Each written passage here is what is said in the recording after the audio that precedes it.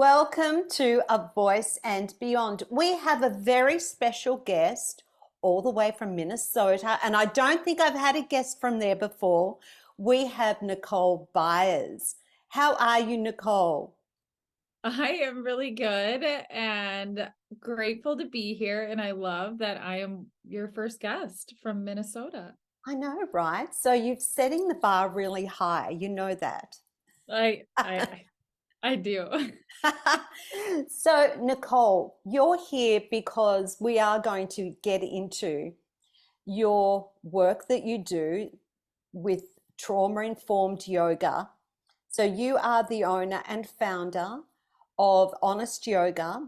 And I love that you say that you are obsessed with yoga, personal growth, and backwards hats. Okay, what does that mean? Is that like the hat where you wear it backwards, or is that sort of symbolic of something? Yeah, no, it's not symbolic of anything. It is legit wearing my hat backwards. You'll find me a lot if you come into the studio um with my hat on, and a lot of times it's backwards. And I don't wear a hat when I teach yoga, but I do teach strength training classes, and so I have that backwards hat on. It almost gives me a feeling of like it's an edge. I don't know. Mm-hmm. And so I go with the backwards hat because it kind of gives me that little edgy feeling. Sass? What? A little bit of sass? Yeah, a little bit of sass. So I like my hat backwards. I should try that. I want more sass, except my only problem is I don't wear hats because I don't like messing my hair. And and Cute.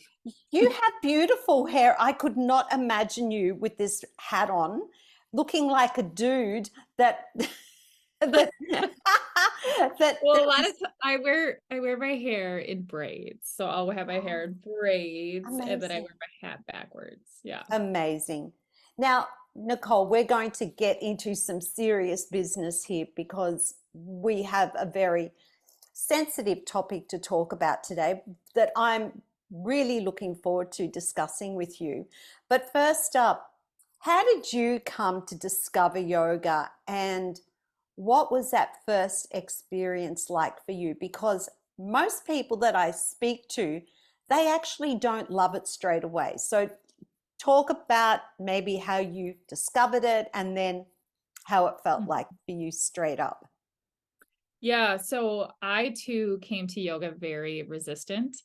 It was not something that I was interested in. And I was actually pretty much forced to do yoga back in 2007 when I was admitted into an eating disorder treatment center, and it was outpatient treatment.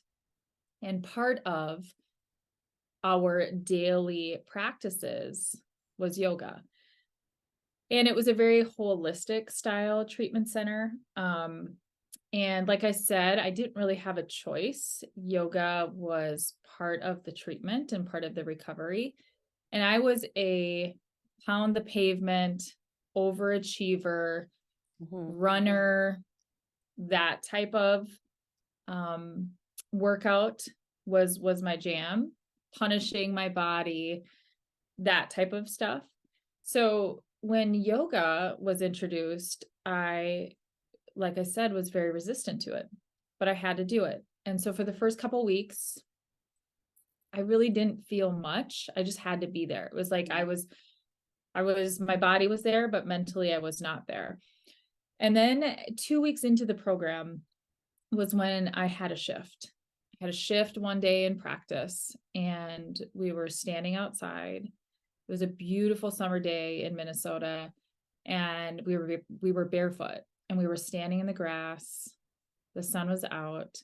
The teacher was guiding us to close our eyes, and we were just standing there. That's all we were doing. We were standing in the grass, and she was teaching us mindfulness. She was guiding us into the present moment.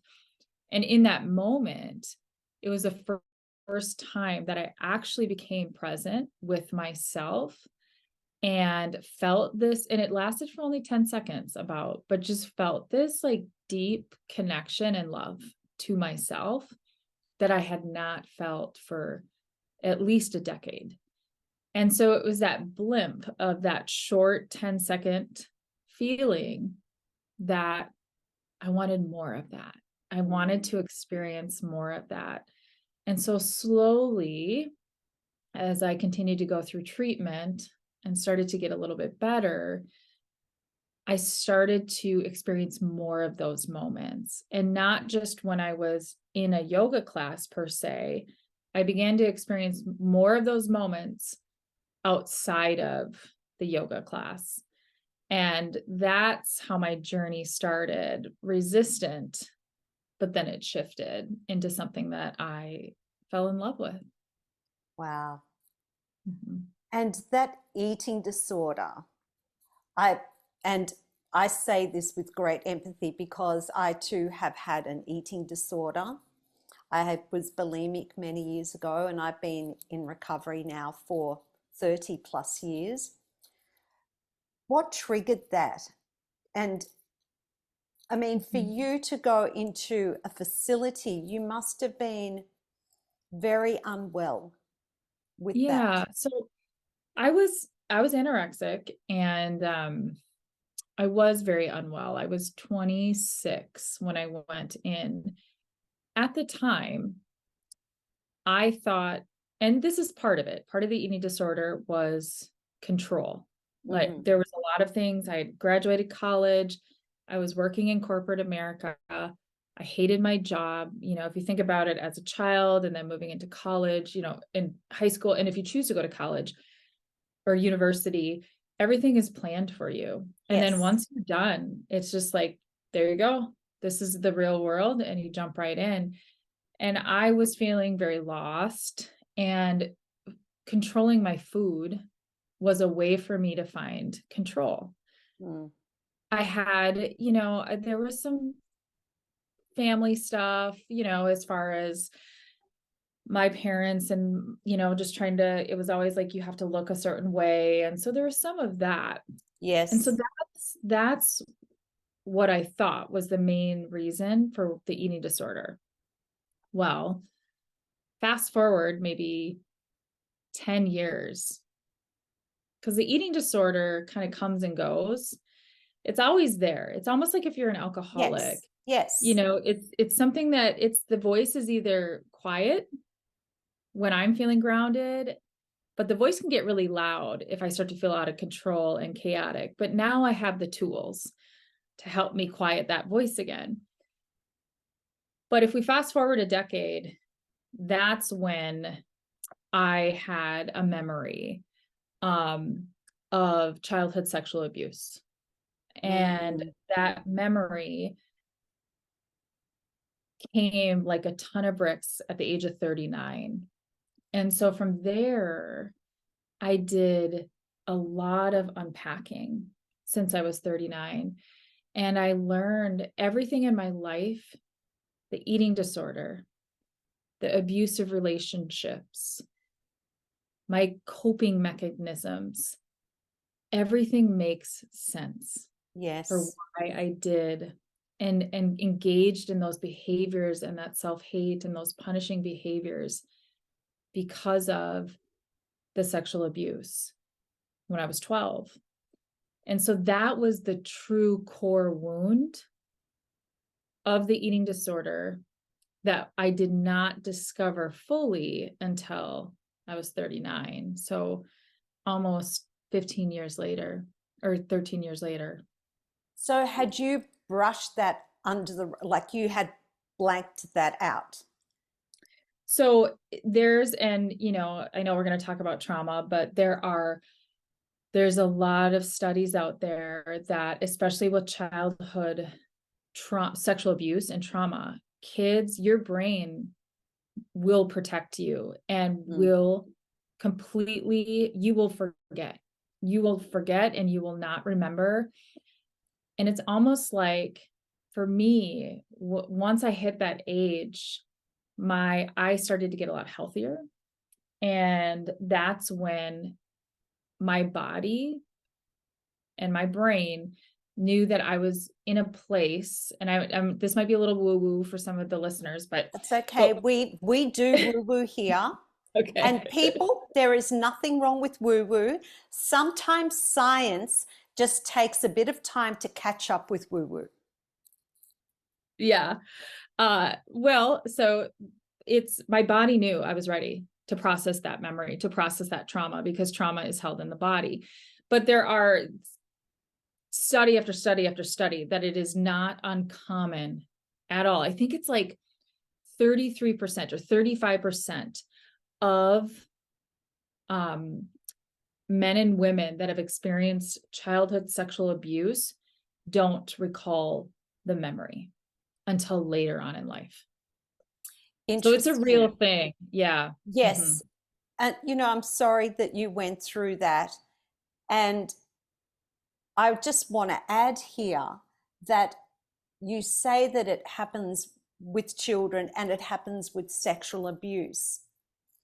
And I just want to just mention here, because we are going to talk about trauma in a moment. My brother is in his 70s, my oldest brother, and he doesn't remember the death of our father. Mm. My father died 30 something years ago. So my brother would have been either in his, like, he would have been in his 40s, I would say, early 40s, late 30s.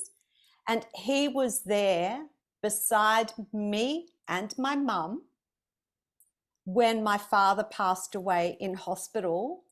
And my brother to this day does not remember being there. The And trauma the trauma, the and the trauma. pain. Mm-hmm.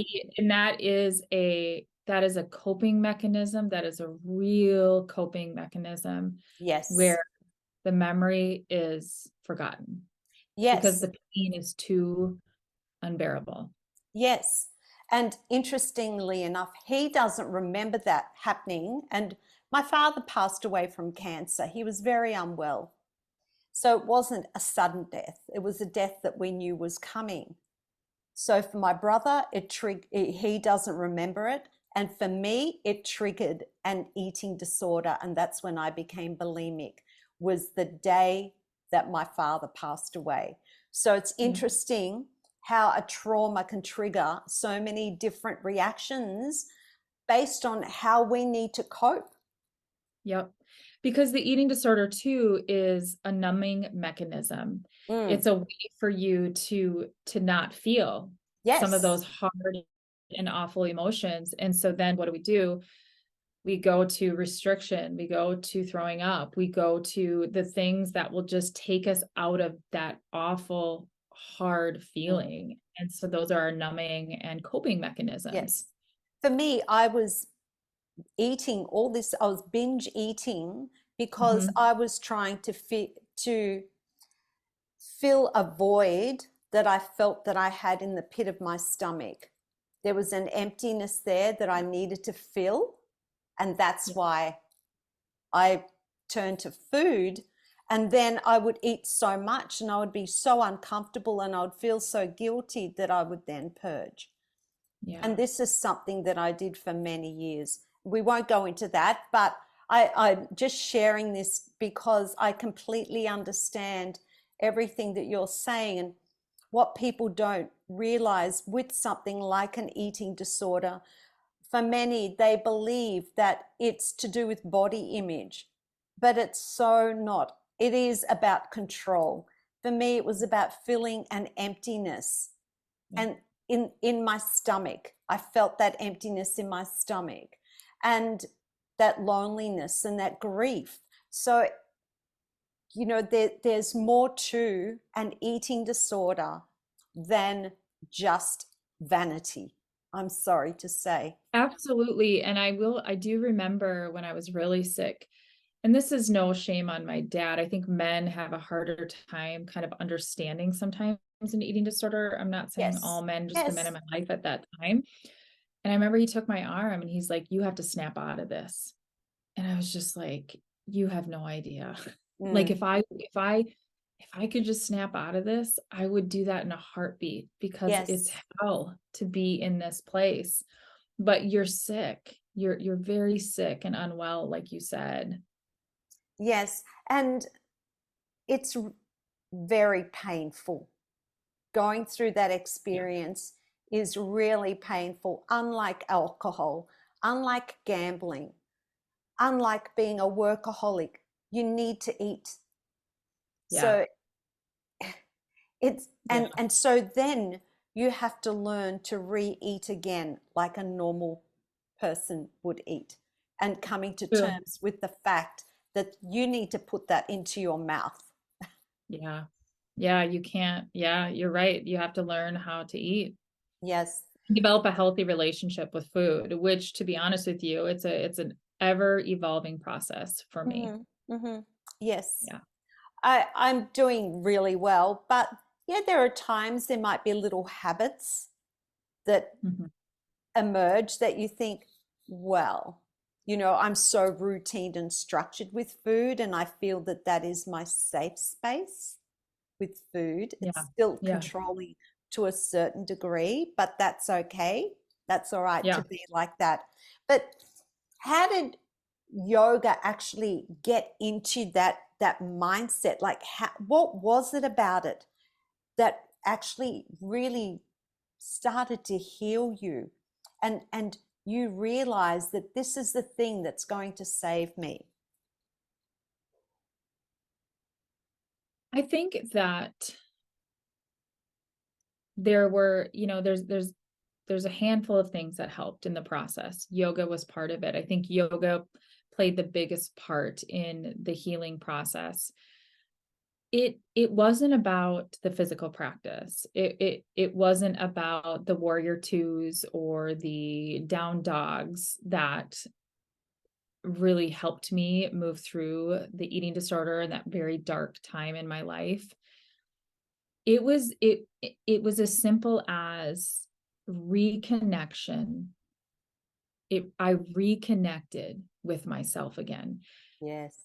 For so many years, I was, again, just so much hate towards myself, which makes sense now, knowing the childhood trauma, and hate towards my body, that yoga helped me feel again. It reminded me that I was alive, that I wasn't this, especially people that have gone through trauma, you can walk through life robotically, so robotically, and you get really good at either numbing or dissociating, meaning kind of not like unattaching Yes.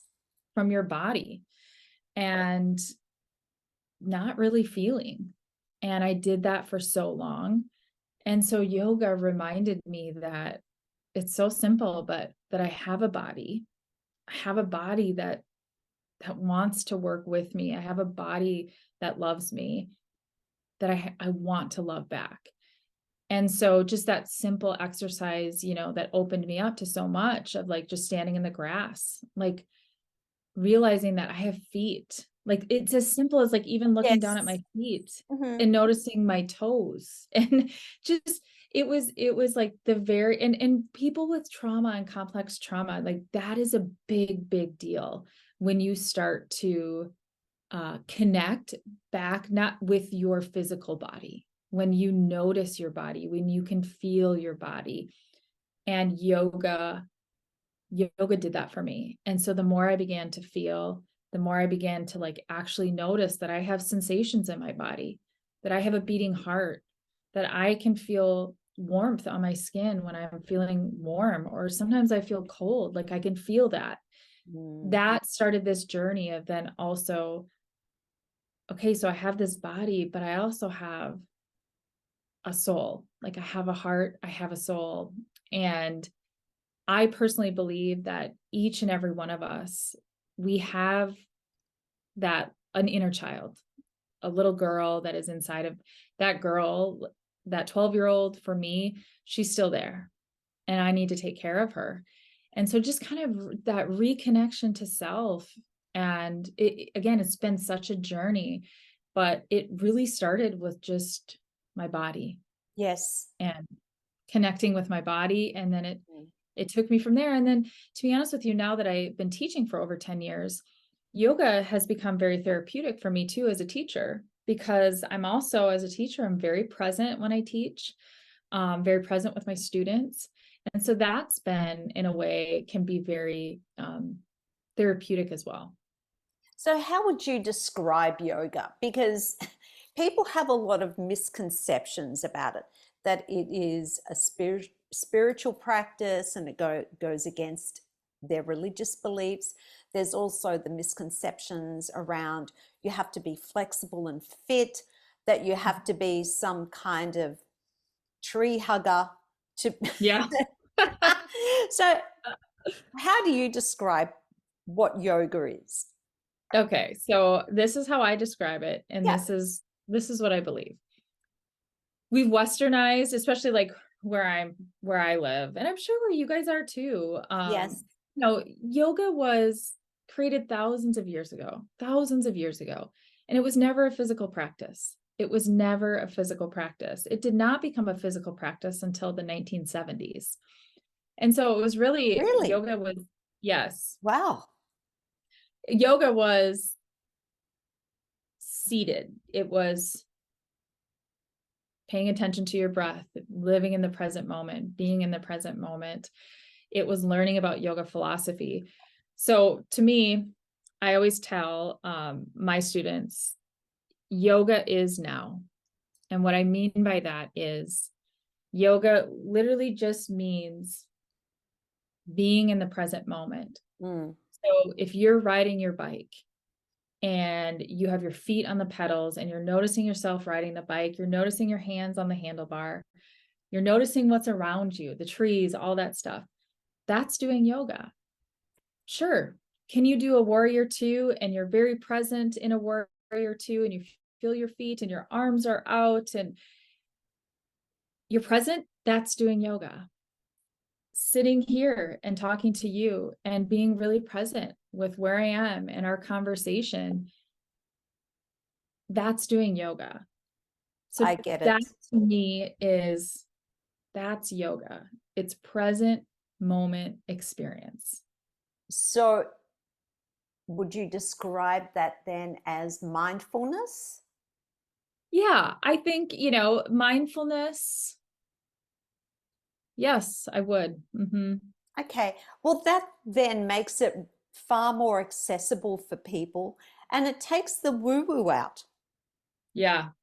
because hmm people think that they have to put on their active wear, go Yeah. down to a studio and go into all these crazy poses to do Right. yoga. But then just that simple idea of, okay, you're on a walk, you're taking in Yes. your surroundings, you're Yes. acknowledging the things that you're seeing, you're taking a moment to appreciate what those things are, taking Yeah. a pause on life. That Sure. is beautiful. Yeah, and for people that want to, as far as like moving their body, and if they want to experience a yoga class and work on, yes, there's some great like stretches that you can do in yoga. There's some great movement that you can do in yoga. So they can, you can explore that. But I always tell my students that I teach in my yoga class, like you could be here in my class doing all the poses that I'm instructing to do, but if you're not present, then you're not doing yoga. Mm. But let's say you decided in my class that you just weren't feeling great, and all you wanted to do during class, as I taught up here, was lay on your back and just be in Shavasana. That's what we call that final pose in yoga. If you want to be laying on your back the entire time and you're there and you're present with your breath, you're doing yoga. So you decide what feels most supportive for you. Yes. So listen to your body. Yes, Yes. absolutely. Now you have a studio and it's Honest Yoga Mhm. Studio. Why the name Honest Yoga? Because I see that everywhere in your marketing, Honest Yoga. So Yeah. why the name? It's so unusual. So honest means just honest to the practice, honest to what yoga is. Like we keep yoga authentic at our studio. We keep it honest. We keep the community that way. I think just the way that we teach yoga, I think there's an integrity to yoga that Mhm. is important to uphold, in my opinion. Yes. And the way that we conduct our classes at our studio, I believe that we uphold that integrity of what yoga was created to be. Yes, there's the physical practice because we're a yoga studio, Mm. but we really weave in a lot of philosophy in the classes because that's a big part of yoga. And how do we live yoga off of our mat? Or how do we live mindfully? And so it's like super simple, but it's about just staying truthful and honest with the practice and what it was created to be. What style of yoga do you teach? Because I know there's different styles. What philosophy do you follow with your So we yoga teach studio? Yeah, so we teach a variety of classes. We have gentle, we have restorative. That's where you just kind of lay in these very supportive postures. That's where my practice is right now. I love that class. Very slow moving. We do have a vinyasa flow that's a little bit quicker. Mhm. You move more like one breath to one movement. We have hatha yoga where you kind of hold poses for a little bit longer period of time. And some of our classes are heated and some of our classes are non-heated. Okay, because I know that heated yoga is a big fad over here. What's the Mhm. benefit of the heat? Because I'm thinking, I don't like the heat and I don't want to be lying there all sweaty when I'm Yeah. already struggling to hold a pose or go into a pose. Yeah. So, the heat, I think there's a couple myths around the heat, but there's people that love it and they're very loyal to their heated practice. And a lot of people like how it opens up their body. It opens up their body more when you're in the heat. So you become more flexible in the heat than in like a non-heated room. Okay. A lot of people think that they're sweating out all these toxins. That's a myth because 70% of the toxins that are released from your body are released through your breath. Only 2% Interesting. Wow. are released through sweat. And that's a Wow. study, and that is a fact. So people think that, and hey, if that works for you and in your mind you're like, nope, this is what I'm doing. I sweat out my toxins and you feel like that works for you, then go with it by all means. But really, the release of the toxins is through breath. So intentional breath work, meaning breathing in through the nose, breathing out through the nose or the mouth, even if you did that like for 3 to 5 minutes, that's a great way to release toxins in your body. So very interesting. I'll share Mhm. something with you here. And the last few months, there's been a lot going on in my life, and I've been stuck in a highly anxious mode. And Mm. I've started to do hypnotherapy, which has been amazing. I don't remember the last time I felt so calm. I was in this state of calm that I didn't even want to come back. It was so Wow, beautiful. that's amazing. However, you're talking about the toxins and the breathing because there is a lot of breath work involved. Mm. And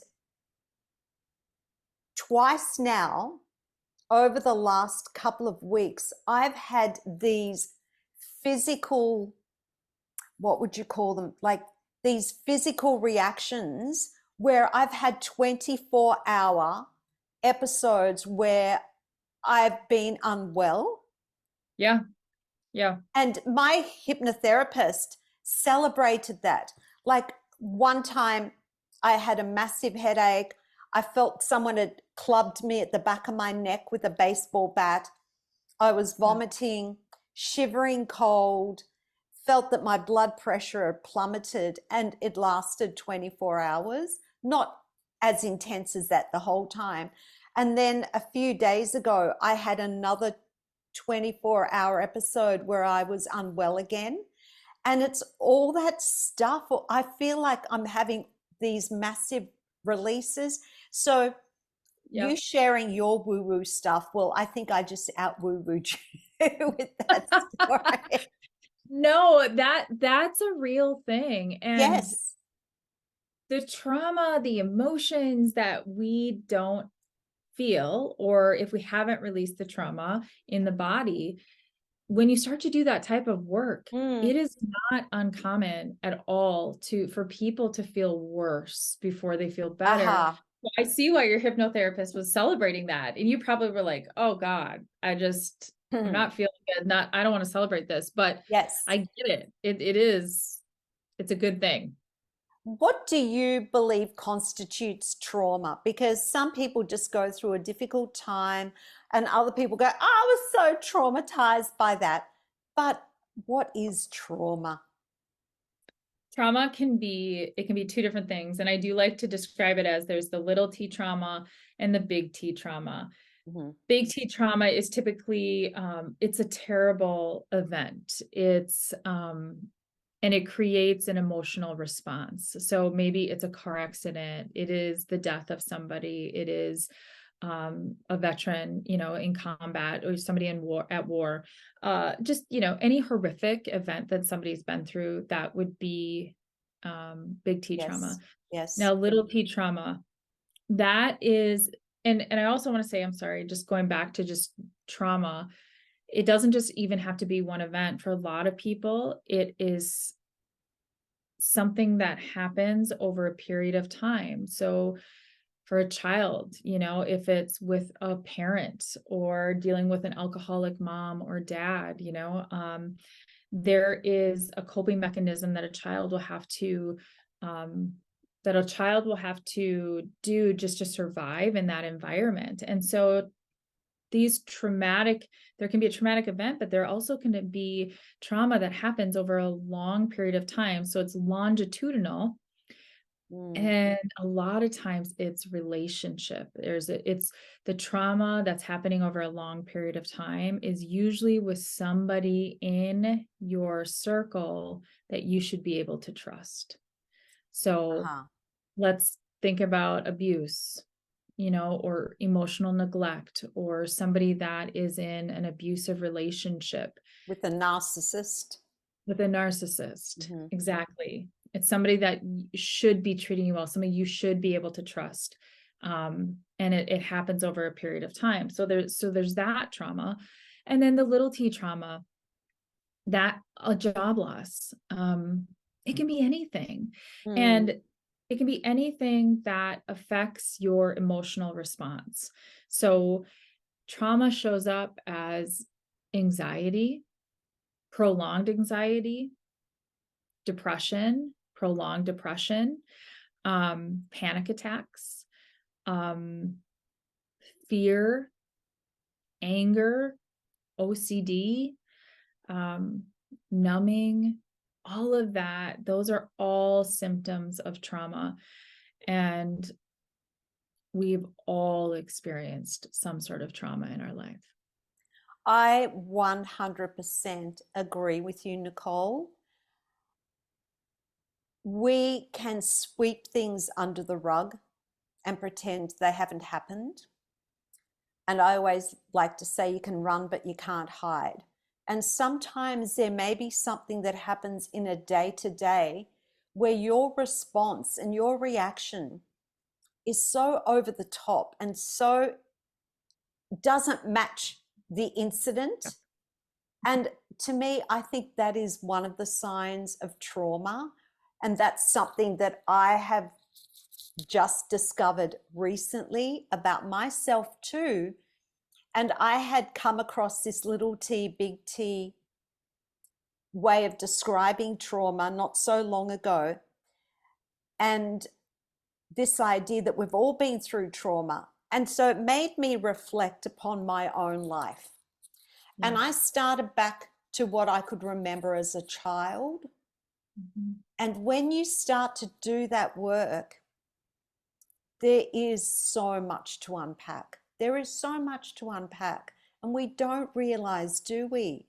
Until Mm-mm. we start to come to that point where we feel safe enough to invite those memories back in, so then we can start dealing with it. And I think that's been part of my anxiety, because there's things that have come back that I totally forgot about, that were Yeah. big T things Hmm. that I've just gone, wow, this is And a lot. yeah, and what I want to just point out here that the work that you're doing, the work, it is hard work. Yes. And it takes somebody that is strong and somebody that is brave, that is able to work through those things. There's a lot of people that can't because Mm. it's too hard. Yes.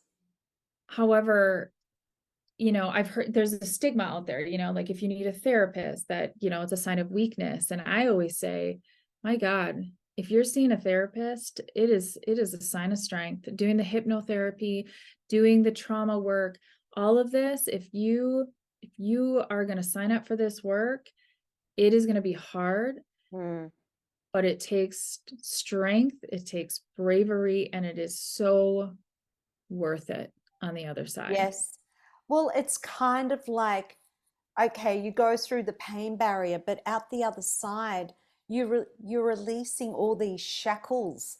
You Yeah, feel lighter. The you do. Sometimes though, the collateral damage along the way can be the relationships you're in. And Yeah.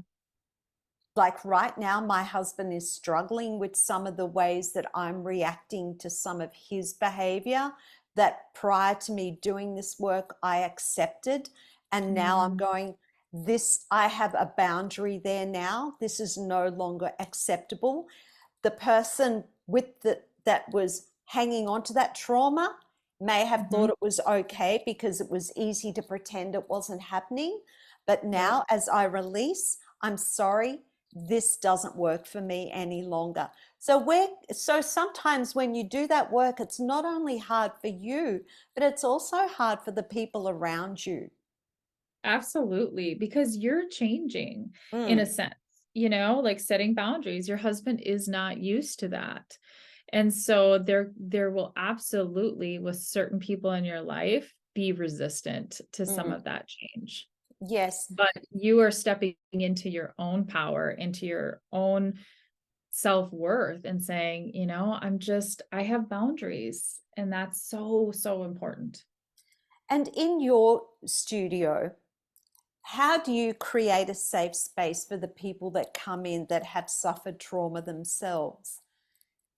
How do they speak up and talk about their trauma, or do they know that it's a trauma informed yoga studio? How do you create that environment for them?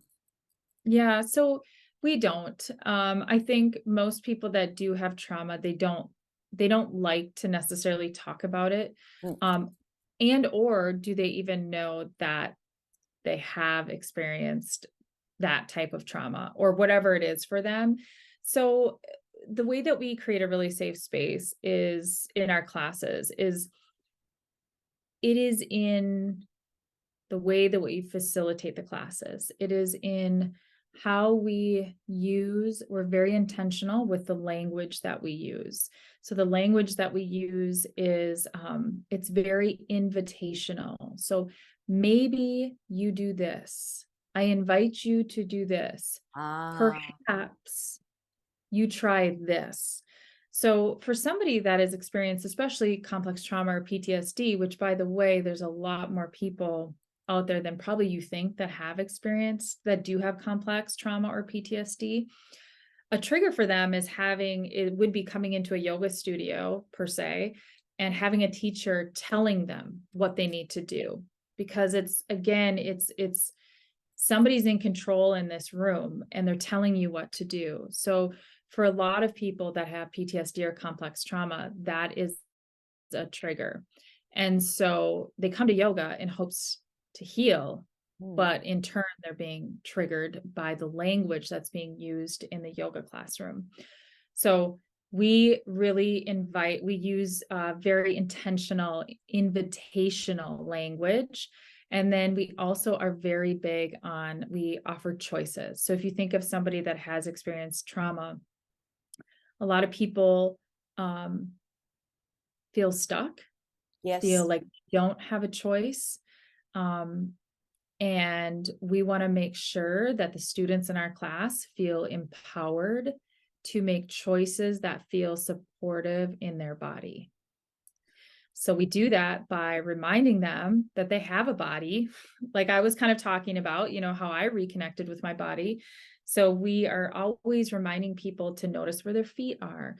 Notice, maybe can you relax your shoulders a little bit more? Do you feel a warmth on your body? So we're always and that's what's called interoception, is bringing people into the present moment by encouraging them to notice their body, notice sensations in their body. And then based on that, make a decision, make a choice. Remember that you have a choice and that you're never stuck. And you make that choice that feels most supportive in your body. So you're empowering, you're creating this like personal agency in the classroom. Mm-hmm. So what you are doing, I get the feeling, is that you are guiding people towards that choice of unlocking what they have been through, unlocking Yeah. some of that trauma. And the language that you're using, essentially, in the way that you're saying, how about we try, perhaps you might like to, as an Yeah. instructor, you are not making it about you, Yeah. Yeah. because that is kind of the language that I use as a singing teacher. Because when I say, I would like you to try, I want you to, you're making it about yourself, and you're not making it about the person that's there in front of you, Yeah. and Very true. allowing it to be about them. Yeah. You talked about PTSD and complex trauma. What's the difference with those, and say little t, big T? Where does all that fit into those categories? So PTSD is actually, it's kind of complex, but PTSD is in the DSM. So it's in the medical book that doctors have, Right.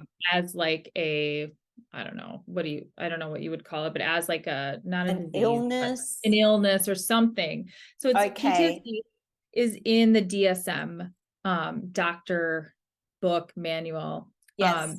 So when somebody comes in for, you kind of check the boxes, if you will, in the doctor's office. Do you have this? Do you have this? How often do you have night terrors? And so if you get a certain score on this test, then typically, they'll diagnose you with PTSD, and then there's certain services that you could qualify for and things like that in the US. And I'm not sure exactly how it works in Australia, but I'm not sure. then so they kind of put you in a box, I guess, in a sense, Okay. which, It's which I like a don't love. diagnosis. It's a diagnosis. And then it's Okay. like, okay, well, here's what you do.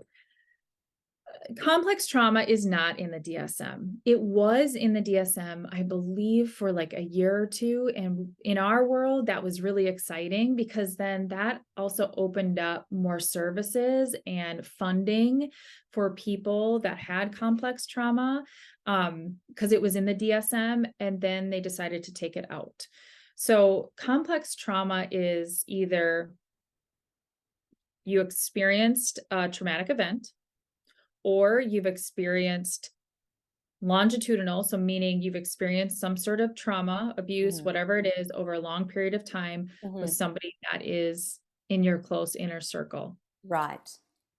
So complex trauma is, in my opinion, like PTSD, but complex trauma just isn't in the DSM manual. Right. So there's maybe one box that's Yeah. missing. And Yeah. so doctors decide that that doesn't belong in the family of Yeah. Yeah. PTSD. Are there certain poses then that you do in yoga that either intentionally you incorporate them because you feel that they're going to help someone release a certain emotion? Or do you just allow the flow of yoga to be what it is and just allow everyone's experience to be as it's meant to be at their own Yeah. pace? Yeah, so that's a great question. I mean, typically when I don't think I'm not knowledgeable enough about where certain emotions could be held and how to necessarily release them with certain poses. Mm-hmm. But I do, when I teach a class, I do have I have an intention of either we're going to work on opening up the hips today, and we're going to do certain poses that support opening up the hips. And so I will structure a class based on different parts of the body that we want to be opening up.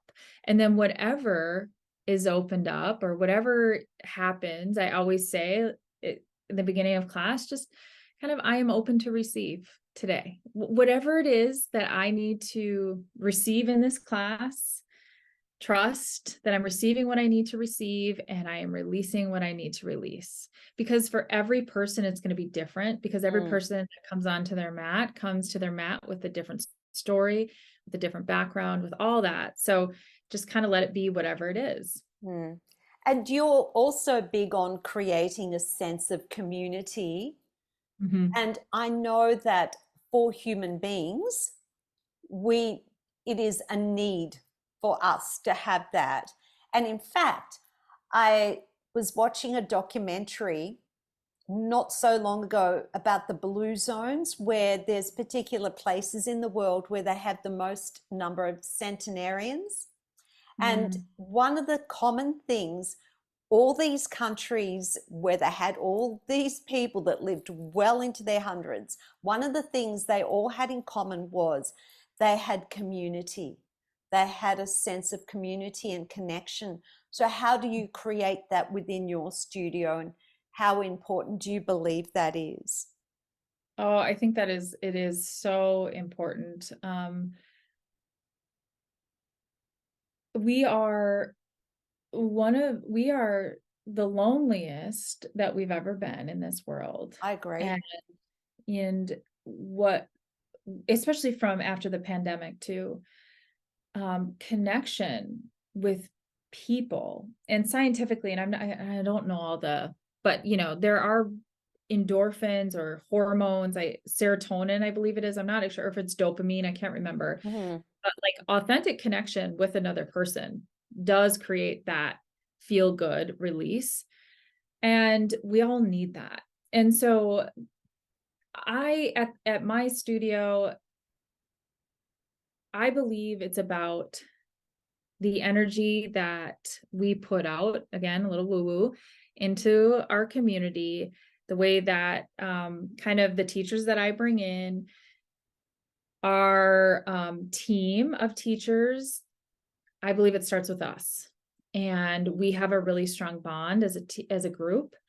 And the way that we teach classes, there is an empathy, there is a compassion, there is a true welcome and love that comes from not just me. It's a full blown, we got, 14 people that create that. Yes. And what starts there. And then that kind of trickles down, and we attract, I believe, a lot of really amazing people that are there for there are a lot of like-minded people that are there for very different reasons, but they're all there for kind of the same thing. And that's just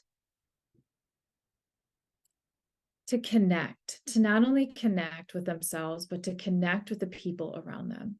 And Yes. there is a lot of power in community. And Mm. we have it. I don't know. It's just Yes. it's an amazing group. Yes, and the world has changed. We are lonely because now with social media, now with texting, rather than when I was growing up, if you wanted to speak to someone, you had to call them on the house phone or you Yeah. had to go and knock on their door. There was Yep. no other way to connect with anyone. So there was a lot more human connection, and Yep. people would create opportunities such as going out as a family, things that we don't do anymore. And I Yeah. love that you said that you set the intention when you step into that yoga studio as an instructor as to the way you want that environment to be like and what you're bringing as the person that's leading that Mm. class. I do Yeah. something very similar. The days that I teach, I write an intention of how I want my classes to go. And Hmm. if there's a student that, for example, may be a little difficult, maybe they're being a little challenging for whatever reason it is in that moment in time, I set the intention that I'm going to create a space of love Mm. and that I'm Yeah. going to listen and I'm going to allow them to be, and I'm not going to respond until I take a breath and then allow the words to come through. And Yeah. my gosh, there's power in that because it always ends up being a great lesson with that Yeah. person. So Yep. there, it's not woo woo. And, I wish other people would believe in this stuff. There's so much power, and there is now science behind setting intentions too, and visualization, all of that. Yeah. And what I would like to add is is with if any of this is like just kind of like, oh, this is, or if you don't believe in it, or if you find yourself kind of like, oh, this is stupid, or whatever, I would just encourage you to lean into that. Where's that coming Try from? it. And I know for me, there was for a long time, I didn't necessarily, I thought a lot of different things were woo-woo-y. And a lot of that came from my parents. And I grew up in a very strict Catholic family. And Same. so it was, that's where that came from. And so I would just encourage you to dig a little deeper, Mhm. and where is that resistance coming from? Yes. And I would say, I'll take this a little bit further, and I'm going to be really cheeky here. Stop living in the black and white. There is so much fun in all the different shades of gray. Yeah. Try living in the shades of gray and see how. I love that. So good. So, just in wrapping up, is there anything else that you'd like to add? Any other work that you're doing at present? Anything you'd like to promote other than your fabulous studio? Well, yeah, so I do have a book Yes. that is, yes, that is coming out on December 1st. It is called Living Yoga Beyond the Mat. And it can be found on Amazon. And really that book is all about, it's a memoir slash personal development. So I talk about very real and vulnerable stories about me and my life and Mm. the lessons that I learned, and how did I apply some of yoga philosophy that any person, if you're a human being, would want to learn how to apply to their life. Um, and so I talked a little bit about that in the book, and then there's breath work and there's affirmations and some meditations in the book. So it's a great guide for learning how to be your own source of love and support. Wow. What was the inspiration for the book? I because I've always owned a yoga studio, I've been a yoga teacher for so many years. I wanted to talk more about living yoga off the mat. How do we do that? And so that's where this inspiration came from. And also in hopes of reaching more people outside of my little bubble in Yes. Minneapolis, um, to hopefully reach a lot more people to spread this message. And in you sharing your stories, did you find healing in that?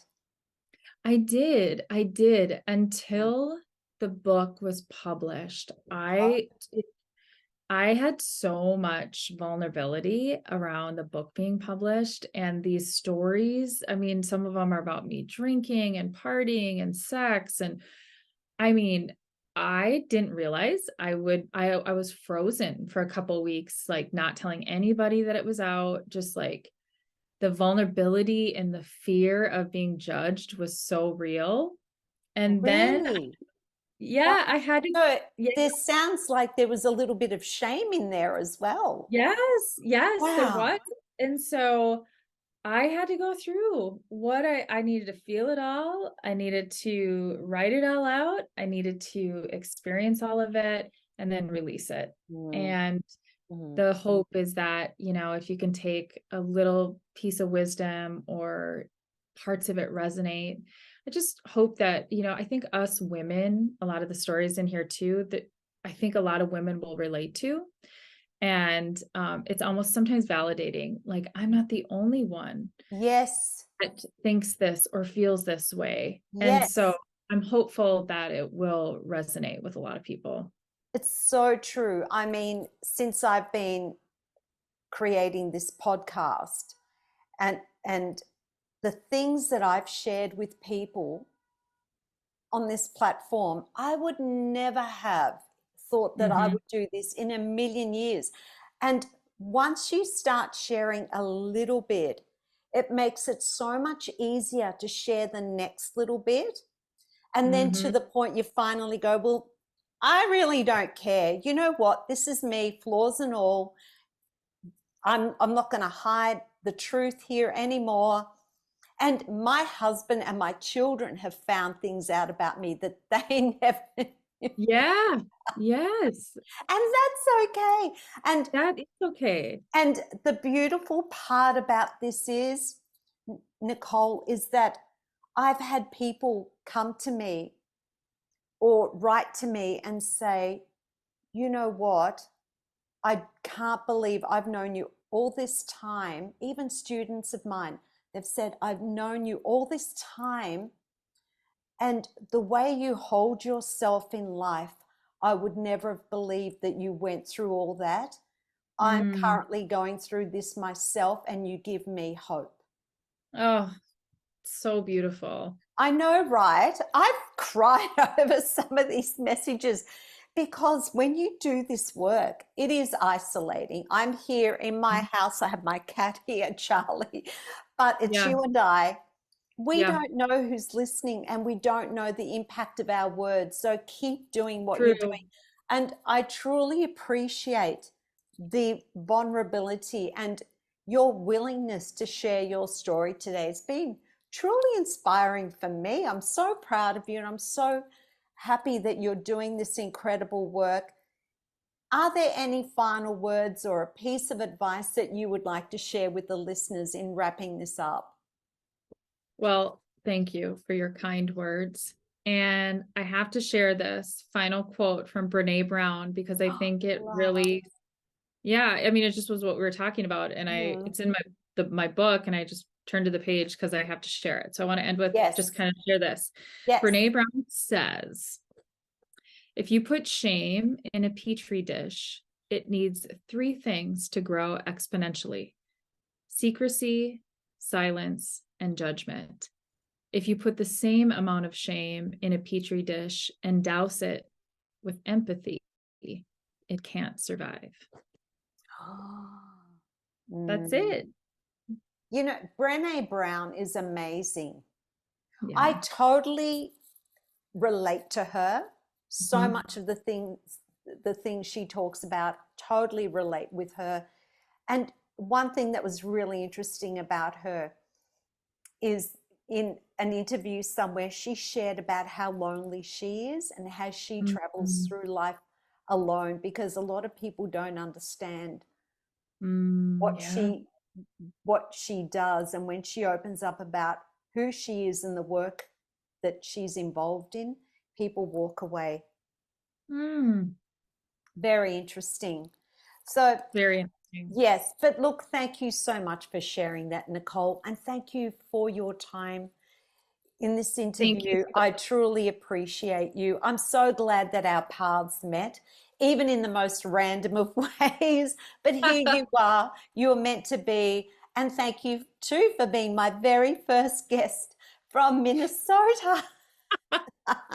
Well, like I said, thank you for having me. It was such a fun conversation, serious conversation, but it was real, it was honest. So It thank you. was. Yes. And And that's if ever I'm there, I'm coming to your yoga studio. yes, you got to come to the yoga studio. Absolutely. Take care, my friend. Thank You too. you.